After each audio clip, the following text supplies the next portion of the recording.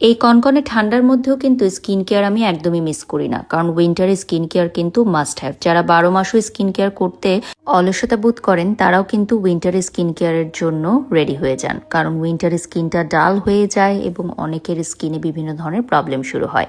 তাই আমি অলিভ বাংলাদেশ থেকে আপনাদেরকে দেখাবো আজকে 100% সেফ অ্যান্ড 100% হালাল কিছু স্কিন কেয়ার আইটেম, যেগুলো সব স্কিনের জন্য খুবই ভালো। সো ফার্স্টেই আমি ফেস ওয়াশটা স্কিনে ইউজ করে নিচ্ছি। এটা কিন্তু যাদের ফেসে পিম্পলস আছে তাদের জন্য খুবই ভালো।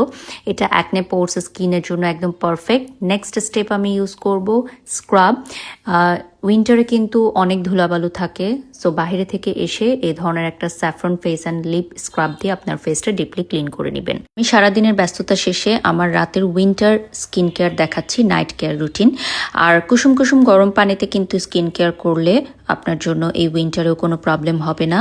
এবং সাথে অবশ্যই একটা সিরাম থাকতে হবে আপনার স্কিন কেয়ার স্টেপে উইন্টারে, কজ না হলে স্কিনটা কিন্তু অনেক বেশি ড্যামেজ হয়ে যাবে এবং ময়শ্চারাইজ রাখাটা খুবই জরুরি। তাই আমি এখন ইউজ করছি আমাদের মাচা ফর্মিং হাইড্রেটিং সিরাম, যেটা আপনার স্কিনটাকে গ্লোয়িং করবে, হাইড্রেটেড রাখবে এই উইন্টারে।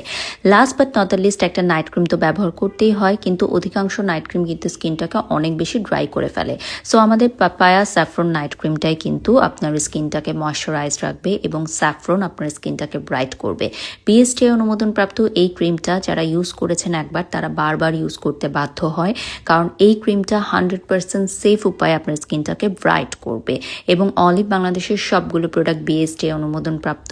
শুধুমাত্র নাইট ক্রিমটা প্রেগনেন্ট আপুরা ব্যবহার করতে পারবেন না, যেহেতু এখানে ব্রাইটিং ইনগ্রিডিয়েন্টস আছে। আদার্স সকল প্রোডাক্ট প্রেগনেন্ট আপুরা, ব্রেস্টফিডিং মমরা ইউজ করতে পারবে। Last but not the least, my favourite lip balm. এবং আমার নাইট কেয়ার রুটিন ডান। এখন আমি ঘুমাতে চলে যাব। সো যারা এই শীতের রাতে আমার ভিডিওটা দেখছেন, অবশ্যই অলিভ বাংলাদেশের পেজে একটা লাইক দিয়ে দিবেন।